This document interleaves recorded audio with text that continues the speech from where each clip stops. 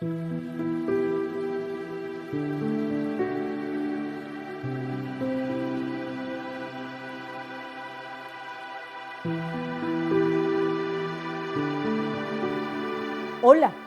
soy Katia Ospina.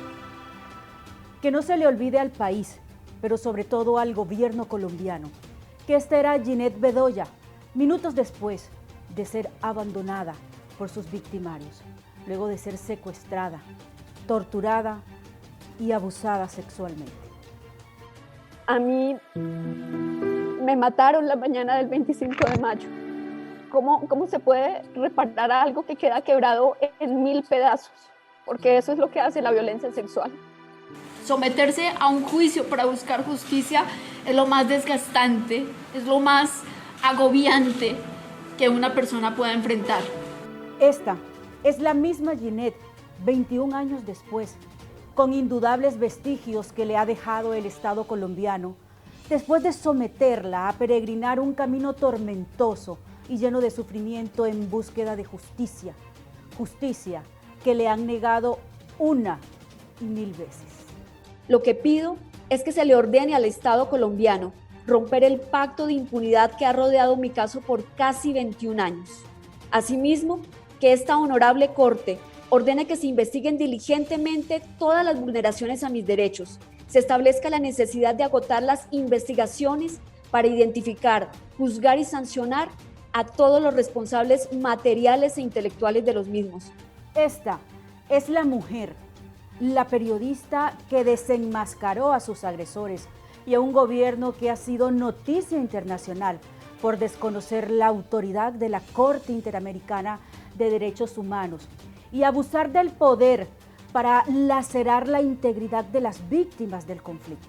La reconocida periodista colombiana Ginette Bedoya Lima, el 25 de mayo de 2000, cuando estaba a un paso de ingresar a la cárcel Modelo de Bogotá para cumplir con otra de las tantas misiones periodísticas asignadas, fue atacada sin misericordia, sin piedad, sin derecho a pedir clemencia por un grupo de paramilitares que desplegaron sobre ella toda la crueldad, confabulados con agentes estatales colombianos para infringir en Ginette un daño tan brutal que pudiera ser transferido a toda la prensa colombiana. Para la fecha, ella y el equipo periodístico del Espectador ya habían divulgado alrededor de 32 piezas periodísticas en las que documentaron el horror delincuencial al interior del centro carcelario, incluyendo la masacre que dejó 25 muertos y 41 heridos en un enfrentamiento entre paramilitares y guerrilleros. Estos bandidos desplegaron todo un plan macabro contra Ginette, simplemente porque no les había sido suficiente asesinar en Valledupar en 1998 a la periodista Amparo Jiménez, hecho en el que también están implicados miembros de la fuerza pública. Un año después, en 1999, a Jaime Garzón en Bogotá y a Guzmán Quintero también en Valledupar. El intento de secuestro y exilio de Ignacio Gómez y la orden a Holman Morris de salir del país porque no podían protegerlo. Luego de este río de sangre y terror, Ginette era la carnada dispuesta por la mafia para lapidar la libertad de prensa en este país que hoy ocupa el deshonroso segundo lugar en América, donde es más peligroso ejercer el periodismo. El primer lugar es para México, el segundo para Colombia y el tercero para Brasil. Le dejaron en claro que su secuestro y violación masiva se daban para aleccionar a la prensa sobre lo que no se podía investigar. Al respecto, el peritaje de Michelle Forst señala que las amenazas y los ataques a periodistas tienen como objetivo eliminar las investigaciones sobre abusos de poder, corrupción, violencia y otras violaciones de los derechos humanos. Milagrosamente, Ginette sobrevivió al ataque que la sometieron mientras documentaba los escabrosos hechos que por siempre se han practicado en la cárcel Modelo. El que debía ser un centro de rehabilitación para delincuentes es un sumidero de homicidios, tráfico de armas, drogas, secuestro y trata de blancas. allí confluían todos los grupos armados de Colombia. Habían paramilitares, guerrilleros, integrantes de mafias del narcotráfico y delincuencia organizada.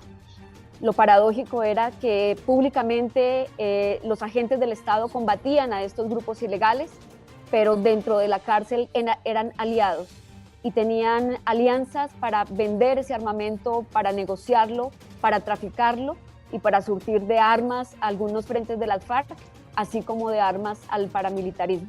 La cárcel La Modelo era la oficina desde donde se conectaba todo el crimen del país en ese momento. Desde entonces, la indolencia y la incompetencia del gobierno y la justicia colombiana han actuado como cómplices de los criminales que perpetraron los hechos delincuenciales en contra de Ginette, a quien la obligaron a cargar un peso que no le correspondía. Primero, recibió amenazas, las cuales subestimaron y no la protegieron. Segundo, la policía la manda a reunirse con los paramilitares que iban a actuar en su contra para apaciguar, según ellos, los ataques. Luego, le ponen una trampa para secuestrarla, torturarla y abusarla. Y luego, el fiscal del caso le ordena a Ginette investigar los hechos de los que fue víctima. Claramente la revictimizaron 1000 veces. Yo cómo iba a investigar sobre mi propio dolor y sobre mi propia tragedia. El proceso estuvo paralizado durante 11 años y solo cuando la FLIP decidió investigarlo formalmente y presentarlo ante la Comisión Interamericana de Derechos Humanos, nuevamente se reactivó con muchas revictimizaciones y muchos hechos que hoy siguen ocurriendo, como persecuciones, intimidaciones. En 21 años de proceso, Ginette Bedoya Lima ha sido torturada también por la mal llamada justicia. La obligaron a declarar o a relatar 12 veces los hechos. La revictimización ha sido despiadada. Además, intentando empujar la obligación de la justicia, ella ha investigado por su cuenta y ha aportado pruebas importantes para judicializar a los más de 20 implicados o vinculados en su caso. Pero estas pruebas siempre desaparecen. Solo han condenado a 3 de los autores materiales, a 3 paramilitares. Me dieron la orden de venir a dar de baja a la señora Ginette Bedoya, darla de baja y dejarle un panfleto diciendo que por meterse en las cosas que no debía de meterse. Pero, ¿y el resto? El país o las generaciones recientes se preguntaron durante el desarrollo de la audiencia quién es el general señalado en varias declaraciones de paramilitares y testigos del proceso, de ser el autor intelectual del caso en el que atacaron a Ginette Bedoya. ¿Y por qué 20 años después no está condenado? Este es el general José Leonardo Gallego. Este sería el presunto autor intelectual del ataque a la periodista Ginette Bedoya Lima. Puedo manifestar que no tengo preocupación en este momento por haber participado en estas operaciones hace varios años. Este oscuro personaje fue director de antinarcóticos de la policía en Colombia, luego director de la Dijín, comandante de la policía en Medellín. Allí desplegó en el año 2002 toda su brutal y atroz fuerza policial en las operaciones Orión y Mariscal, sobre la Comuna 13 de Medellín, donde murieron 9 personas y dejaron 38 civiles heridos. Además, de manera indiscriminada, detuvieron a 41 personas y realizaron innumerables allanamientos ilegales. El general José Leonardo Gallego violó el derecho internacional humanitario al no proteger a la población no combatiente y por eso fue destituido. ¿Quién lo protege? Es un gran interrogante porque desde 2017, cuando públicamente Ginette lo señaló de ser el actor intelectual, no ha sucedido nada judicialmente en contra de él. Que yo considero que a esta persona que está señalada la han protegido. La han protegido constantemente porque es una persona influyente, porque tiene amigos influyentes, porque es amigo de muchas personas de los diferentes gobiernos que han pasado en Colombia desde mi secuestro, porque además es una persona que aún tiene poder en Colombia, pero que además siguen teniendo nexos muy fuertes con personas que en algún momento pertenecieron a la Policía Nacional. Para mí esta es solamente la muestra de la corrupción, no solamente en este caso, sino la corrupción en general ligada al narcotráfico y a la criminalidad que lamentablemente ha alimentado la impunidad en Colombia. ¿Qué responsabilidad tiene Gallego en el asesinato del testigo que le entregó pruebas importantes a Ginette sobre el general? Mataron a una de mis fuentes después de que me reuní con ella, una fuente que me entregó toda la documentación del responsable de mi secuestro, de un general de la policía. Una hora después de despedirme de él lo asesinaron. A otro testigo que entregó la información y que entregó todos los datos de la persona que había ordenado mi secuestro y que estaba recluido en una cárcel, decidieron recluirlo en un anexo psiquiátrico. Durante 5 años le dieron drogas psiquiátricas y este hombre terminó demente, un hombre que estaba en sus plenos cabales. Aquí también estarían involucrados periodistas. ¿Por qué siguen siendo la deshonra de esta profesión? ¿Por qué aún siguen ejerciendo el periodismo? ¿Qué pasó con los funcionarios del INPEC implicados? Todas estas preguntas tendrán sus respuestas porque la sanción pública debe llegar y ojalá mucho antes de que llegue la judicial ordinaria y la divina, que esa nunca falla. Afortunadamente, el caso de Ginette tomó impulso gracias al apoyo e interés profundo de la FLIC, quien después de 11 años de estar inactivo el caso, lo presentaron a la Corte Interamericana de Derechos Humanos, donde fue admitido. Para las personas, mujeres que han sido víctimas de violencia sexual, que fuera un momento digno, como digo, y no fue así por una decisión del Estado que niega a mirarse en el espejo, un Estado que niega la violencia sistemática que ha habido contra las periodistas mujeres y que no ha encontrado y que no quiere encontrar los modos de reparar a centenares de periodistas. Más de una década de lucha judicial y más de 20 años de sufrimiento intenso. El pasado 15 de marzo arrancó la audiencia pública de 3 sesiones.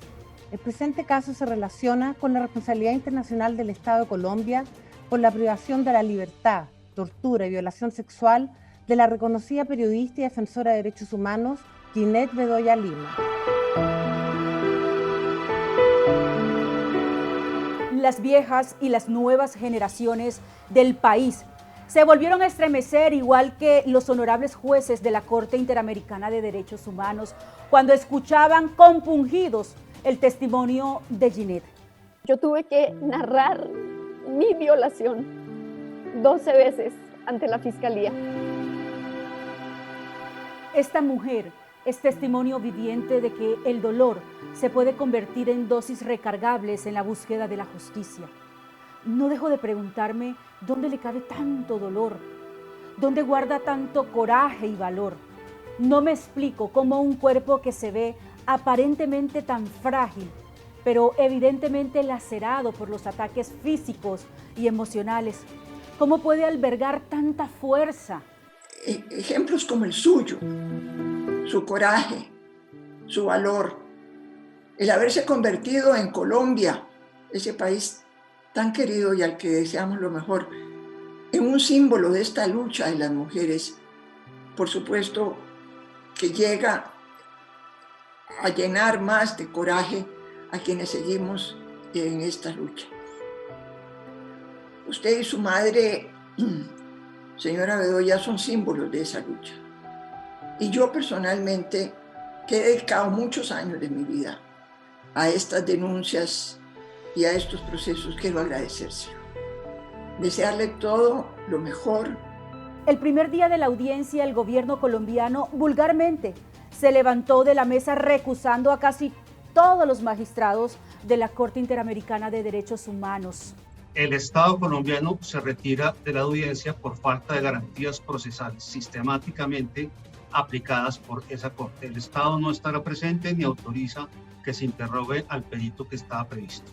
No lo hizo Nicaragua, tampoco Venezuela, ni el Perú de Fujimori. Nunca en la historia un Estado se había levantado de una audiencia ante la Corte Interamericana de Derechos Humanos. Hoy en el caso de Ginette Bedoya lo hizo Colombia. Claro, ningún país en la historia de las altas cortes internacionales habían irrespetado la justicia como lo hizo Colombia ese día. Fue una forma beligerante de querer seguir ocultando la evidente y dependiente y añeja relación delictiva del gobierno colombiano con los paramilitares. Pero ¿saben qué? No les alcanzó. La Corte Interamericana de Derechos Humanos declaró improcedente la rabisalcera recusación de la Corte Interamericana de Derechos Humanos en caso de Bedoya Lima y otra versus Colombia. Declarar improcedente la recusación efectuada por el Estado contra la presidenta Elizabeth Odio Benito, el vicepresidente Patricio Pazmiño Freire y los jueces Raúl Zafforini y Ricardo Pérez Manrique. Creyeron que se iban a eximir de responsabilidad internacional por no garantizarle los derechos a Ginette Bedoya. Al levantarse de la audiencia pública, terminaron poniéndose la soga en el cuello, exponiéndole al mundo el grado de omisión e inoperancia que esgrimen a la hora de encubrir delincuentes y delincuentes estatales. De igual forma expusieron la indolencia y la crueldad con la que por medio de una misiva manifiestan una farsante solución amistosa con Ginette Bedoya. Eso es lo que el Estado colombiano ha hecho hoy conmigo ante la Corte Interamericana de Derechos Humanos. Me ha dicho que me golpea y que me trata mal, pero que en el fondo me quiere. Un perdón total es reconocer que aquí hay ausencia de todas las líneas de investigación, pero sobre todo de todo el apoyo que se le puede dar no a Ginette Bedoya, sino a una mujer que ha sufrido la peor violencia que se puede ensañar contra una persona, contra un ser humano, la violencia sexual. A pesar del viacrucis recorrido, Ginette Bedoya Lima alzó sus alas y levantó su voz en medio de un periodismo adormecido que se le olvidó comunicar temas de género y abuso sexual. Ha sido tan fuerte su grito de esperanza y de sanación que las melodías de su narración han logrado la empatía de millones de víctimas. A través de la campaña No es hora de callar, millones de mujeres le han permitido documentar con rigurosidad y sin miedo sus dolores, sus angustias y sus penurias. Después de sus victimarios, la impunidad y la omisión de la justicia son los hostiles que las atacan. Pareciera que la Ley 1448 de 2011 hubiera sido diseñada para no cumplir. La perita Clara Sandoval dio a conocer en el último día de audiencia pública ante la Corte Interamericana de Derechos Humanos que esta ley tiene a más de 7 millones de colombianos esperando reparación. Unas 3.500 son mujeres, de las cuales 33.026 son por delitos sexuales. De ellas, 29.035 son mujeres. A manera de ejemplo, de acuerdo con la Comisión de Seguimiento de la Ley 1448, de las 29.035 mujeres registradas, aproximadamente el 28% de ellas han recibido indemnización desde el año 2011. Se estima en Colombia que tardaría más o menos 57 años en darse indemnización por parte de la unidad de víctimas a todas sus víctimas, incluidas las víctimas de violencia sexual. ¿Y qué decir de los casos sujetos a reparación colectiva? Hay 719 casos y solo se han reparado 16 casos, es decir, el 2%. Es importante recalcar que Colombia es uno de los países en el mundo con las estadísticas más elevadas en casos de abuso sexual. Y a esto le debemos sumar el peso de tener un gobierno fallido, leal a las confabulaciones del poder, a la infamia y, por supuesto, son los reyes de la omisión. En el último día de audiencia, reconocieron su culpa, ofrecieron un perdón mal envuelto.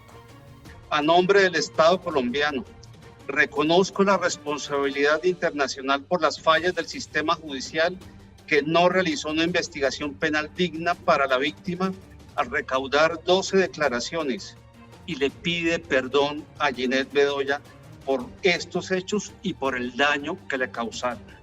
El Estado reconoce que estas actuaciones vulneraron sus derechos a la integridad personal, a las garantías judiciales y a la protección judicial en relación con la obligación de garantizar los derechos consagrados en la Convención Americana sobre Derechos Humanos, así como el deber de debida diligencia establecido en el artículo 7b de la Convención de Belém do Pará. Pero ahí mismo, seguidito de ese perdón a medias, negaron las peticiones de Ginette, como quien dice, te quiero, pero te aporrio. Y no me vengan a criticar porque dije aporrio, así dicen en mi región. Se le solicita a esta Corte que declare que el Estado no es responsable internacionalmente por el alegado incumplimiento del deber de prevención. El Estado observa que la solicitud de la víctima de cerrar la cárcel modelo como una medida de reparación no es viable. El perdón debe ir acompañado de acciones y Colombia no es ejemplo de ello. Camilo Gómez dio una lección pésima de defensa. Por honor, si aún le queda, debería renunciar al cargo. ¡Qué pésimo trabajo! ¡Qué pésima defensa, señores! Pese a que el Estado tenía conocimiento del riesgo al que Ginette estaba sometida en el año 2000, no adoptó las medidas de protección a su favor que eran apropiadas, ni ha investigado de manera diligente los hechos a los que se refiere este caso. Ginette Bedoya Lima ha entregado su voz y sus espacios para abrir una hendidura de felicidad en los cuerpos de las mujeres socavados por la peor violencia que pueden someter a una mujer, la violencia sexual. Por eso es imperante que se cree una ruta efectiva de atención a las víctimas y que el gobierno se reivindique enterrando el silencio estatal. ¿Saben cómo declaran las mujeres víctimas de violencia sexual? Con sus hijos al lado. ¿Saben cómo declaran? Cuando los fiscales les dicen que ellas se los buscaron. ¿Saben cómo declaran? Sin estar de la mano de una psicóloga que por lo menos les dé apoyo moral para levantar la voz. Ese es el perfecto protocolo que presentó ayer ante la Corte la Fiscalía. No sean descarados, no sea descarada Fiscalía General de la Nación. La Corte Interamericana ya fijó como fecha improrrogable que el 23 de abril se reciban los alegatos y se calcula que para fin de año se conozca la decisión final. Admirable cómo en tiempo récord hicieron efectivo el pedido de las medidas provisionales de protección para Ginette y su madre, Luzneli Lima. Una madre también víctima de este conflicto, una madre tan valiente como valiosa. Entrega cada gota de su vida para batallar al lado de su hija en una ofensiva y misericordia de la justicia colombiana. Nada más puro que el amor de una madre, definitivamente. Va a servir para sentar un precedente y para decirle a este país que sí se puede transformar, pero para eso necesitamos un compromiso político, un compromiso de Estado y de sociedad. Y yo espero que eso es lo que yo pueda dejar con todo lo que he hecho en estos años. Esperamos pronto conocer el veredicto final de la Corte Interamericana de Derechos Humanos y que ojalá sea favorable para Ginette, que se logre cerrar la cárcel modelo y que se pueda convertir en un espacio importante de reconciliación, donde las mujeres puedan alzar su voz y donde se puedan seguir escuchando testimonios importantes de estas mujeres que han sido flageladas por el abuso sexual. Nos vemos en una próxima oportunidad.